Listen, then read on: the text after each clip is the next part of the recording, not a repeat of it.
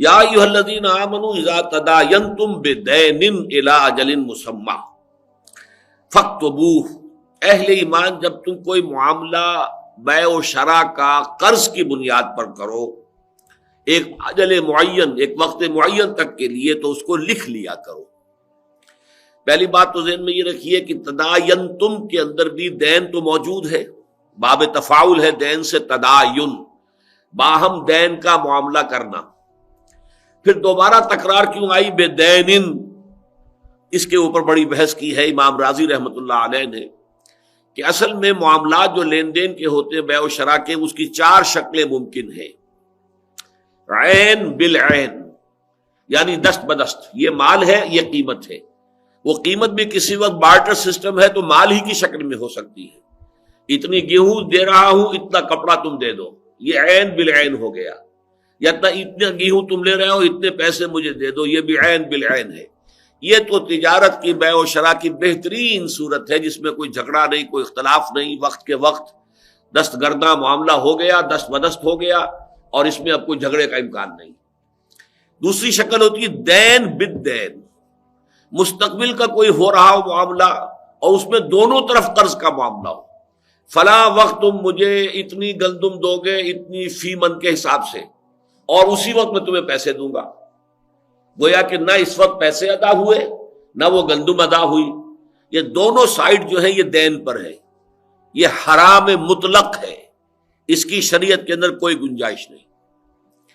اب یہ دو شکلیں اور رہ گئیں، عین بالدین یا دین بالعین۔ ایک تو یہ کہ آپ نے مال دے دیا، قیمت بعد میں آئے گی، اسے بیع مؤجل کہتے ہیں، یک طرفہ معاملہ دین کا ہوگا، دو طرفہ دین نہیں، دو طرفہ دین حرام ہے، اسی لیے بے دینن، ایک دین، اس میں دو دین شامل نہیں ہو سکتے۔ اذا تداینتم بدینن، جب تم کوئی معاملہ کرو دین کا آپس میں ایک دین کے ساتھ، دو طرفہ دین حرام ہے،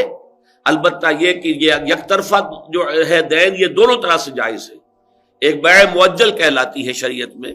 کہ سامان تو آج دے دیا ہے، قیمت ایک سال بعد ملے گی، ایک شے جو ہے وہ دین میں آ گئی، ایک شے عین میں آ گئی۔ یا یہ کہ قیمت میں آج دے رہا ہوں، اتنے من گندم مجھے تم اگلے سال دے دینا، قیمت عین میں آ گئی اور جو اس کا جنس جو ہے وہ دین میں آ گیا۔ تو یک طرفہ دین جو ہے وہ جائز ہے، اس کی دونوں شکلیں ہیں، بیع مؤجل بھی اور بیع سلم کہلاتی ہے۔ یہ مستقبل کا کوئی سودا صرف اس شکل میں جائز ہے شریعت اسلامی میں کہ فرض کیجئے آپ طے کرتے ہیں کہ اگلے سال گندم کا جب موسم آئے گا تو 500 من گندم تم نے مجھے دینی ہے، اور فرض کیجئے اتنے 100 روپے فی من کے حساب سے اس کی قیمت طے ہو گئی، اور ٹوٹل پیمنٹ اسی وقت، ڈاؤن پیمنٹ۔ یہ جو ہمارے ہاں چل رہا 10% پہ سودا ہو گیا، پھر اگر کوئی شخص جو ہے سودے سے بھاگ گیا تو وہ 10% جو ہے وہ ضبط ہو گیا، یہ سب حرام میں سے۔ جتنی چیزیں ہمارے اس وقت معروفات میں داخل ہو چکی ہے کاروبار میں، واقعہ یہ ہے کہ بیع و شراء کی اکثر شکلیں جو ہے وہ ناجائز ہے، حرام ہے، آڑت حرام ہے، دو طرفہ کمیشن لینا حرام ہے۔ ایک طرفہ کمیشن ہو سکتا ہے، یا آپ خریدار سے کمیشن لیجئے یا آپ فروخت کنندہ سے کمیشن لیجئے،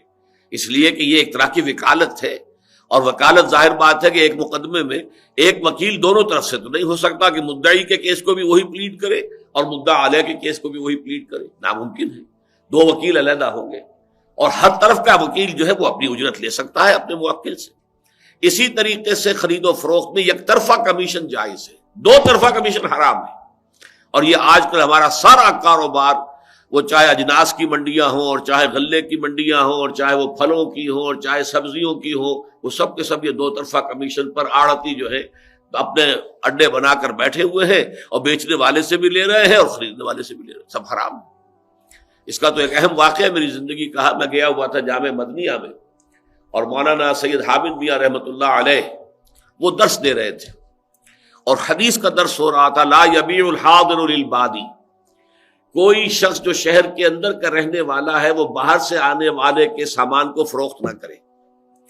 اب یہ 8-10 طرق سے یہ حدیث آئی، یہ طرق کل سمجھ لیجئے کہ حدیث کا متن تو ایک ہی ہے، لیکن ان فلاں ان فلاں ان فلاں یہ ایک طریقہ ہو گیا، کسی اور صحابی سے کسی اور تابعین نے نقل کیا، یہ دوسرا طریقہ، یہ طریقے کہلاتے ہیں، سلسلے کہلاتے ہیں روایت کے۔ تو 8 حدیثیں شمار ہوں گی، جبکہ یہ روایت کے سلسلے 8 ہیں، چاہے متن ایک ہی ہے، متن ایک ہی لا یبیع الحاضر للبادی، لیکن وہ تقریباً 5-6 مجھے یاد پڑتا ہے کہ ترک سے یہ حدیث آئی، درس ہو گیا اور اس کے بعد دعا مانگ لی. میں وہاں بیٹھا ہوا تھا، مولانا سے ملاقات کے لیے گیا تھا، تو میں نے مولانا سے پوچھا کہ اس حدیث کی روح سے آڑت کا کیا حکم ہے. تو مولانا نے، اب ان کا انتقال ہو چکا ہے، اللہ تعالیٰ ان کے درجے بلند کرے، تو انہوں نے مجھ سے سوال کیا آڑت کسے کہتے ہیں. میں نے کہا جناب آڑت اس کو کہتے ہیں کہ شہروں کے اندر منڈیاں ہوتی ہیں، کوئی غلے کی منڈی ہے، کوئی سبزی کی ہے، کوئی پھلوں کی ہے، وہاں آڑتی ان کے اڈے ہوتے ہیں، باہر سے لوگ سامان لے کر آتے ہیں، وہ بیچتے ہیں، شہر کے لوگ خریدتے ہیں، اور یہ آڑتی 2 طرفہ کمیشن لیتے ہیں. فرمایا حرام مطلق ہے، صرف ایک طرف کا جو ہے معاملہ جائز ہے، وہ وکالت کے طریقے پر جائز ہے. تو اسی طریقے سے میں آپ سرچ کر رہا ہوں کہ اکثر لین دین 10% 20% دے دیا اور سودا ہو گیا، یہ حرام ہے. مستقبل کا سودا صرف ایک شکل میں جائز ہے، اور وہ یہ ہے کہ آپ نے قیمت پوری اسی وقت ڈاؤن پیمنٹ کی ہو. 500 من گندم اگر فرض کیجئے 400 روپے فی من کے حساب سے آپ نے اس کا سودا کیا ہے، تو 500 کو 400 سے ضرب دے لیجئے، جتنی رقم بنتی ہے وہ اسی وقت آپ کو پے کر دینی ہوگی، تب یہ سودا جائز ہے، ورنہ ناجائز. یہ ہے بیع سلم. سلم کہتے ہیں اس کو، تسلیم، حوالے کر دینا، یعنی قیمت پوری کی پوری جو ہے سرنڈر کر دی جائے، حوالے کر دی جائے، یہ بیع سلم کہلاتی ہے. بیع مؤجل یہ ہے کہ آپ نے سودا تو اب دے دیا، قیمت 1 سال کے بعد آنی ہے، تو بیع مؤجل بھی جائز ہے. اصل میں جس بات پہ میں نے اس سے پہلے تذکرہ کیا بیع مؤجل کو میں ناجائز سمجھتا ہوں، وہ اصل میں ان چیزوں کا ہے کہ جو نقد بھی مل رہی ہیں اور بیع مؤجل پر بھی مل رہی ہیں. نقد میں تو یہ گلاس 10 روپے کا ہے، 1 مہینے کے بعد پیسے دو گے تو 11 روپے کا، یہ شکل جو ہے حرام ہے، اس لیے کہ اس میں 1 روپے کا جو اضافہ ہوا 1 مہینے کے عوض، در حقیقت یہ سود ہے. اگرچہ ہماری فقہ میں جائز ہے، لیکن میں اسے سود ہی سمجھتا ہوں، حرام سمجھتا ہوں.